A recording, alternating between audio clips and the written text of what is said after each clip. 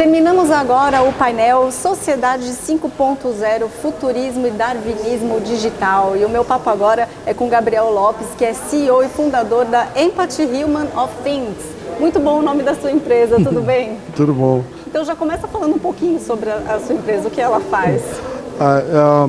A Empathy é uma empresa de desenvolvimento de tecnologia, só que o nosso grande viés é a origem do design. Então, tudo que nós pensamos, que nós trabalhamos, o fundamento muito grande do desenvolvimento da tecnologia é o ser humano, a partir do ser humano, né? Não human-centered, nós não falamos human-centered porque não é centrado no ser humano, é centrado no ecossistema, é centrado no planeta, no meio ambiente, né? Além do próprio ser humano, então, que nós somos o vírus, né? Sim, nós somos, é verdade. Inclusive, a gente estava vendo ali no painel, né, que nós, seres humanos, fomos responsáveis pela destruição que a gente vê até hoje, né? Como mudar essa sociedade, mas isso eu vou pegar o gancho depois. Tá. Como ser empático numa sociedade tão binária que a gente está vivendo hoje em dia, né? Onde a gente percebe-se que tem uma polarização cada vez maior aí na nossa sociedade. A tecnologia proporciona a aproximação de opiniões semelhantes. E aí quando você busca e quando você começa a olhar só para aquilo que lhe agrada, você começa a criar uma bolha de entendimento. E aí você tem um gatilho aí, uma armadilha que você cria a verdade a partir do seu olhar e não a aceitação da realidade do outro. Então, nós podemos falar que isso é um problema da tecnologia e eu acredito que isso é um problema do próprio ser humano. A tecnologia é agnóstica nesse sentido, mas o desenho do algoritmo ele é falho nesse sentido, porque ele acaba criando essa polarização, porque não tem aceitação do outro e você acaba se relacionando só com os seus. Então, o que nós precisamos entender é que o algoritmo ele vai entregar aquilo que você gosta. Então, se você assistiu Her... Amei esse filme, tá no meu top 3 ali.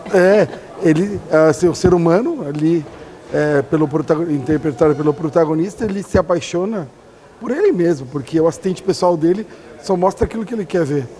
Então, esse tipo de defeito do ser humano é o que nós temos que olhar com muito cuidado, sendo empático, se colocando no lugar do outro, né? Então, na realidade, as ações, elas não são em si o problema, mas qual o contexto que cada ação nos leva então, assim, qual a motivação dessa polarização, dessa atitude binária, né? É isso que eu acho que é o grande problema. Então, é sempre pensar o lado do outro, que pode ser também um defeito, tá? O excesso de empatia também é um problema. E eu sofro por isso. Então, você sofre por ser excessivamente empático, mas também gera uma outra distorção. Então, você sempre tem que ficar tentando compreender o contexto, né? A tecnologia cria pessoas intolerantes à diferença ou ela revela essa intolerância? Eu acredito piamente que ela só acende, só põe um foco nos seus defeitos, nesse sentido. Então você vê pessoas que no meio ambiente assim, de trabalho, elas ficam quietas, nossa, mas na internet ela é, sabe, extremamente cheia de opinião e agressiva, hiperbólica e tal. Aí você fala, ok, isso não, a tecnologia só revelou aquele bichinho que existia ali, né? É verdade.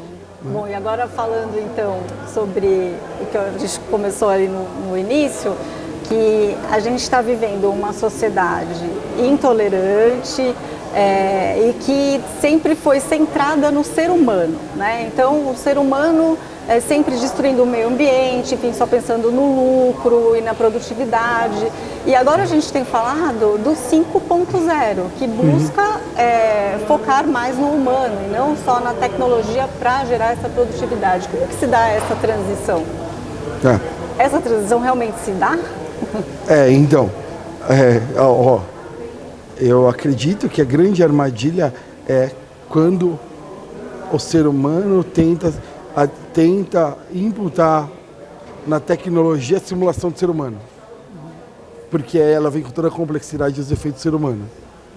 Então, toda vez que nós tentamos simular o ser humano, tentando atingir a singularidade, nós encontramos grandes problemas, que são os problemas que o próprio ser humano revela.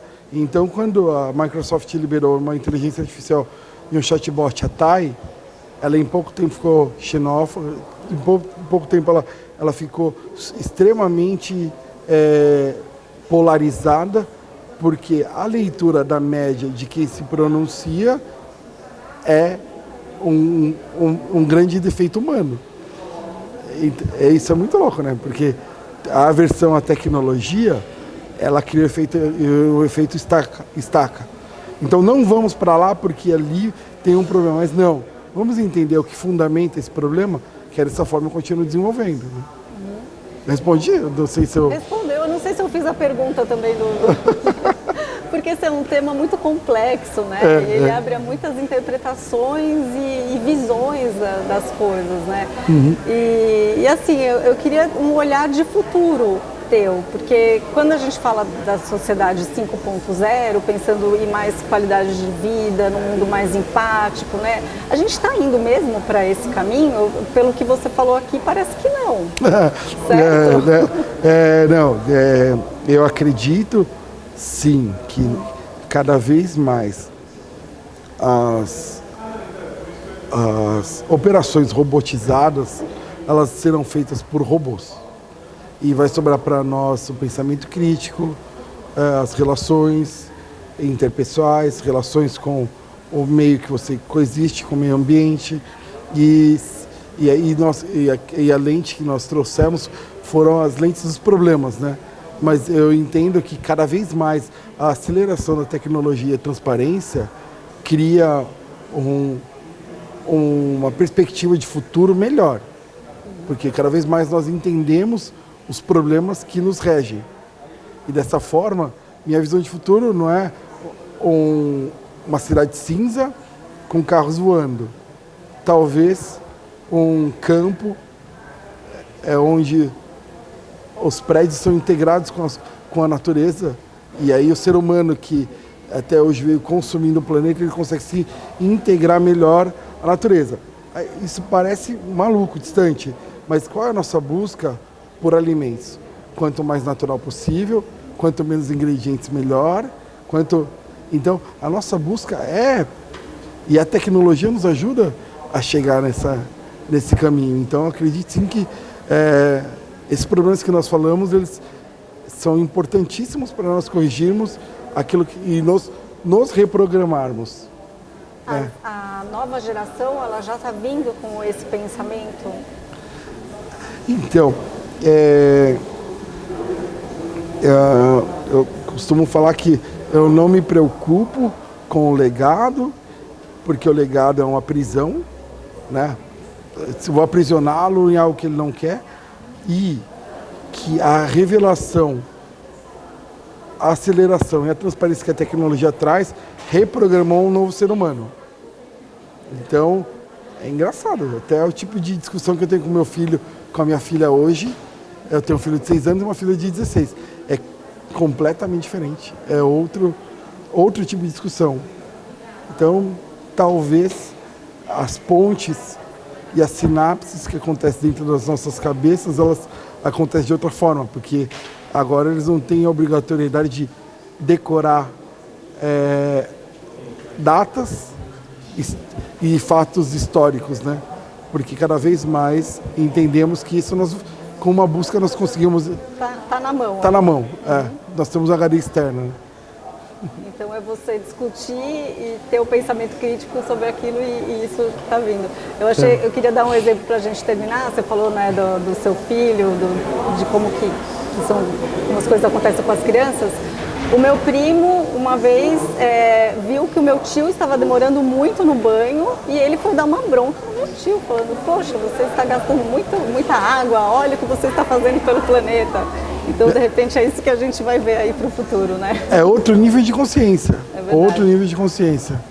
Muito obrigada por esse bate-papo, viu? Aqui no Innovation Experience 2020 tem muita coisa ainda por vir. Obrigada. Obrigado.